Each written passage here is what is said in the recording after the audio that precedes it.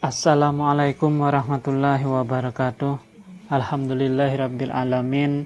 Senang sekali pada kesempatan yang berbahagia ini kita kembali bisa melakukan kegiatan pembelajaran bahasa Indonesia walaupun masih secara daring. Untuk pertemuan pada kali ini kita akan mempelajari tentang materi baru dari pelajaran bahasa Indonesia, yaitu bab yang keempat dengan judul materinya adalah hikayat.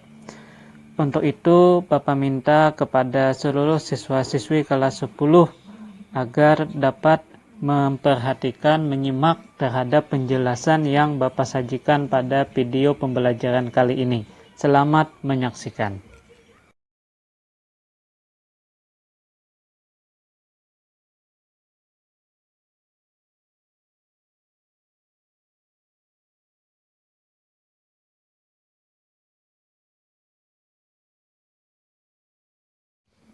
Pada materi hikayat yang terdapat pada bab yang keempat kali ini, terdapat beberapa submateri yang akan kita pelajari, yakni ada 5 submateri yang dengan tema menelusuri nilai-nilai dalam karya sastra.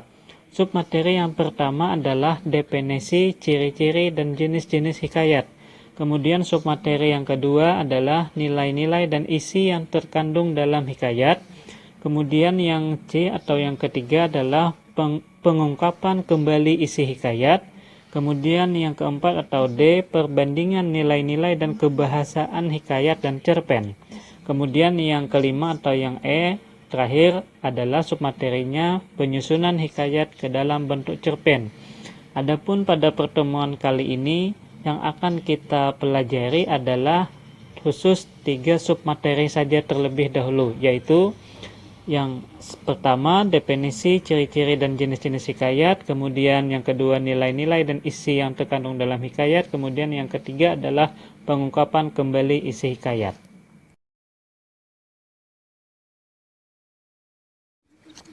Submateri yang pertama adalah definisi, ciri-ciri, dan jenis-jenis hikayat. Untuk kali ini Bapak minta kalian perhatikan dengan cermat agar dapat memahami terhadap penjelasan yang Bapak sampaikan. Sebelum kita memahami tentang pengertian, ciri-ciri, dan jenis-jenis hikayat, Bapak akan memberikan penjelasan secara umum dahulu tentang hikayat. Cerita atau prosa yang disampaikan melalui hikayat biasanya diceritakan pada zaman dahulu. Ceritanya selalu berkisah kehidupan istana. Saat ini cerita dapat disampaikan melalui cerita pendek atau novel. Cerita dalam cerpen atau novel mempunyai tema beraneka ragam. Cerita dalam cerpen dan novel sering dijumpai dalam kehidupan sehari-hari. Pada pembelajaran ini, kita akan mempelajari karakteristik dan jenis-jenis hikayat. Selain itu, kita akan meringkas isi hikayat dan menceritakan kembali dan juga membandingkan nilai-nilai dan kebahasaan hikayat dengan cerpen. Nah, untuk pengertian hikayat terlebih dahulu harus kita ketahui.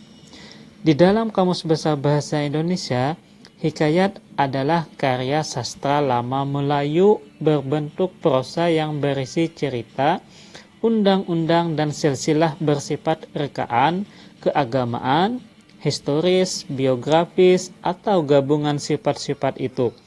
Dibaca untuk pelipur lara, pembangkit semangat juang, atau sekadar untuk meramaikan pesta. Secara etimologis, istilah hikayat berasal dari bahasa Arab, yaitu haka yang artinya menceritakan atau bercerita. Hikayat adalah karya sastra lama berbentuk prosa yang mengisahkan kehidupan keluarga istana atau kaum bangsawan, orang-orang ternama, orang suci di sekitar istana dengan segala kesaktian, keanehan, dan mukjizat tokoh utamanya. Hikayat kadang mirip cerita sejarah atau berbentuk riwayat hidup yang di dalamnya terdapat kejadian yang tidak masuk akal dan penuh keajaiban. Berdasarkan uraian tersebut, hikayat berfungsi sebagai media hiburan, pembangkit semangat, dan untuk meramaikan pesta. Hikayat berbentuk narasi. Narasi adalah wacana yang menceritakan peristiwa dalam kurun waktu tertentu. Narasi dapat bersifat fakta atau fiksi. Struktur hikayat hampir sama dengan struktur prosa lain, misalnya cerpen. Struktur cerita hikayat terdiri atas unsur intrinsik dan unsur ekstrinsik. Nah, selanjutnya yang kedua adalah karakteristik hikayat atau ciri-ciri hikayat. Secara umum, hikayat memiliki karakter atau ciri-ciri sebagai berikut.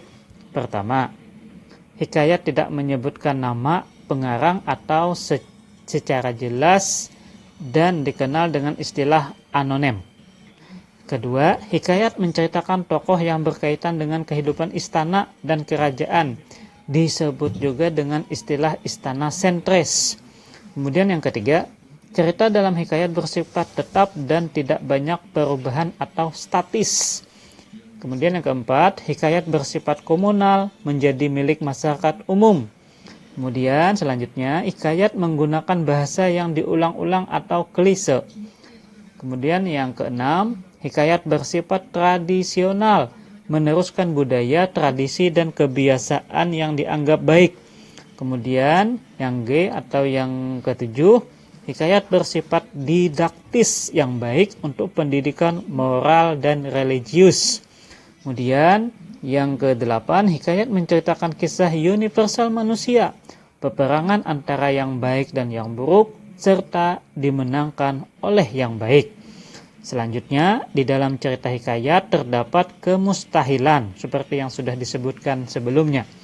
Kemudian karakteristik atau ciri-ciri hikayat yang terakhir adalah hikayat biasanya menceritakan kesaktian seorang tokoh.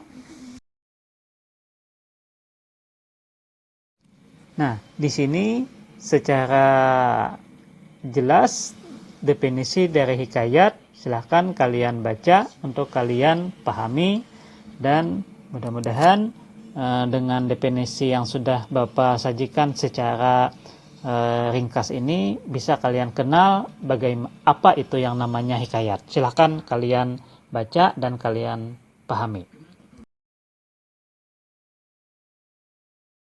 Selanjutnya di sini disajikan ringkasan dari karakteristik hikayat yang Bapak sajikan berupa garis-garis besarnya saja. Silakan kalian baca untuk kalian pahami.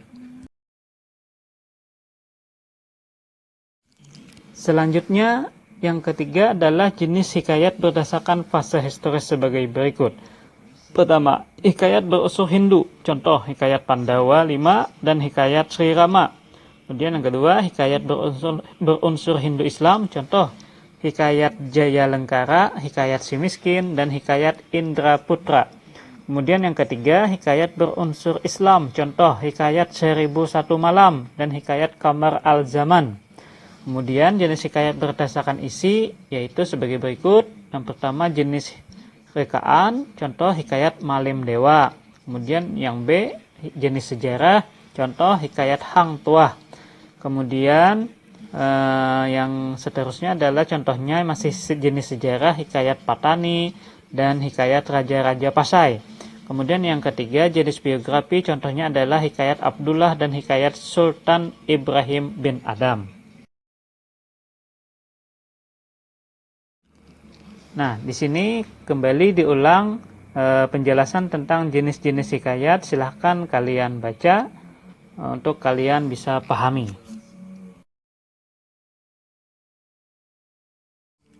Kemudian submateri kedua dari hikayat adalah nilai-nilai dan isi yang terkandung dalam hikayat. Nilai-nilai yang terkandung dalam hikayat dalam penjelasan ini nanti akan diuraikan secara jelas dan lanjutkan dengan isi yang terkandung dalam hikayat. Silahkan nanti kalian simak.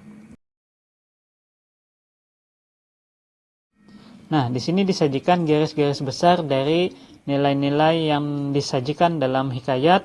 Yang pertama adalah nilai religi, kemudian yang kedua nilai moral, kemudian yang ketiga nilai sosial, kemudian yang keempat nilai budaya, kemudian yang kelima nilai estetika, dan yang terakhir adalah nilai edukasi atau nilai pendidikan atau yang mendidik.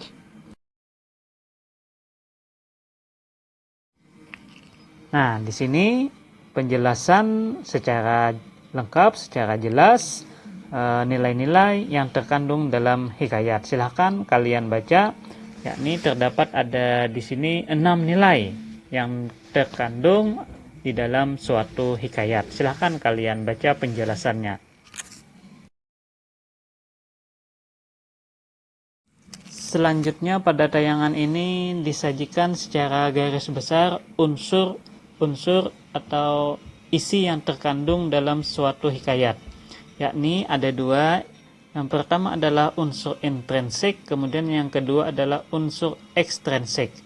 Unsur intrinsik itu ada 6. Yang pertama tema, kemudian yang kedua amanat, yang ketiga alur atau plot, kemudian yang keempat latar atau setting, kemudian yang kelima tokoh dan penokohan, kemudian yang keenam adalah sudut pandang.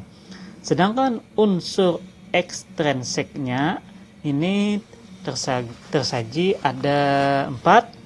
Yang pertama adalah religi atau agama, kemudian adat istiadat, kemudian latar belakang sosial budaya, kemudian yang keempat atau yang terakhir adalah silsilah atau garis keturunan.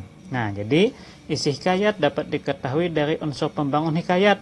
Unsur pembangun hikayat terdiri atas tadi 2 unsur. Yang pertama adalah unsur intrinsik dan yang kedua adalah unsur ekstrinsik.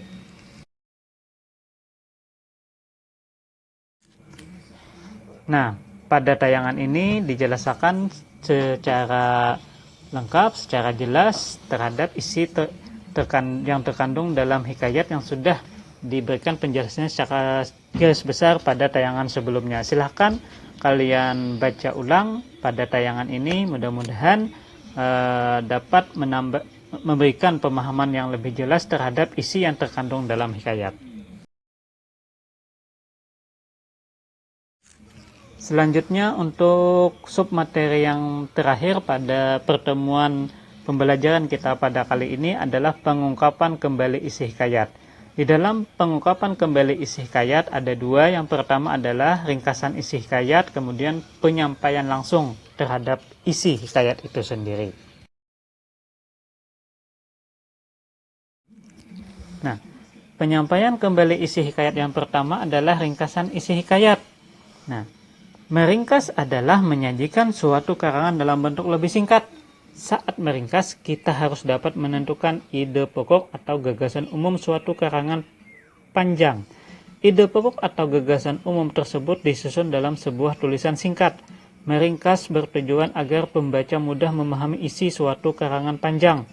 Ringkasan hikayat dapat disusun dengan menentukan unsur intrinsik dan ekstrinsik untuk menentukan pokok-pokok isi hikayat. Ringkasan hikayat dapat disusun dengan menentukan unsur intrinsik dan ekstrinsik untuk menentukan pokok-pokok isi hikayat tadi. Nah, kemudian ringkasan hikayat disebut juga dengan istilah sinopsis. Kemudian di dalam meringkas hikayat itu dapat disusun dengan langkah-langkah sebagai berikut. Yang pertama, membaca keseluruhan hikayat dengan seksama. Kemudian, mencatat gagasan utama dengan menggarisbawahi gagasan-gagasan penting. Kemudian yang ketiga, menulis ringkasan berdasarkan gagasan-gagasan utama yang telah dicatat. Pada langkah kedua, gunakan kalimat padat, efektif, dan menarik untuk merangkai jalan cerita menjadi sebuah karangan singkat yang menggambarkan karangan asli. Kemudian, dialog ataupun monolog tokoh cukup ditulis isi atau dicari garis besarnya. Yang terakhir, sinopsis hikayat tidak boleh menyimpang dari jalan cerita dan isi keseluruhan hikayat. Selanjutnya, penyampaian isi hikayat. Penyampaian isi hikayat dapat dilakukan secara tertulis dan lisan. Penyampaian hikayat secara tertulis dapat berbentuk ringkasan isi hikayat seperti yang telah diuraikan sebelumnya. Penyampaian isi hikayat secara lisan berbentuk cerita kembali isi hikayat secara ringkas di depan khalayak umum. Agar dapat menyampaikan isi hikayat dengan baik, kita dapat memperhatikan langkah-langkah berikut. Yang pertama, membaca hikayat dulu dengan seksama agar dapat memahami keseluruhan isi hikayat. Kemudian yang kedua, memahami unsur intrinsik dan dalam hikayat tersebut. Kemudian yang ketiga, mencatat peristiwa-peristiwa yang terjadi sesuai dengan urutan waktu. Karena hikayat itu adalah bentuk jenis karangannya adalah narasi. Kemudian yang keempat, mengembangkan urutan peristiwa dengan bahasa sendiri yang lebih sederhana dengan tidak mengubah terhadap bentuk asli dari jalan cerita hikayat itu sendiri. Nah, di sini disajikan pola penyampaian isi hikayat yang tersaji dalam 4 langkah. Silahkan kalian simak untuk kalian pahami. Berikut ini Bapak sajikan sebuah kutipan hikayat dengan judul Raja dan Burung Panjah. Silahkan kalian simak dan kalian baca dengan cermat tentunya untuk kalian pahami dan kalian cocokkan dengan penjelasan yang sudah Bapak sampaikan pada tayangan-tayangan sebelumnya. Silakan. Berikut ini Bapak sajikan contoh dari kutipan hikayat yang berjudul Hikayat Singa Betina dengan Pemburu. Silahkan kalian baca sambil kalian pahami dan cocokkan dengan penjelasan yang sudah Bapak sampaikan sebelumnya.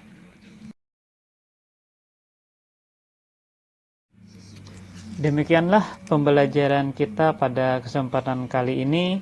Mudah-mudahan apa yang sudah Bapak sampaikan pada tayangan video pembelajaran kali ini bisa kalian simak, bisa kalian pahami. Dan apabila ada hal-hal yang kurang jelas, silahkan tanyakan melalui WA Bapak, atau boleh juga kalian tanyakan melalui channel YouTube Bapak. Demikian Bapak, sebelum kita akhiri pembelajaran kita hari ini, marilah kita sama-sama membaca doa kafaratul majelis.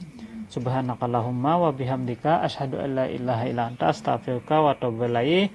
Terima kasih atas perhatiannya Bapak ucapkan. Wassalamualaikum warahmatullahi wabarakatuh.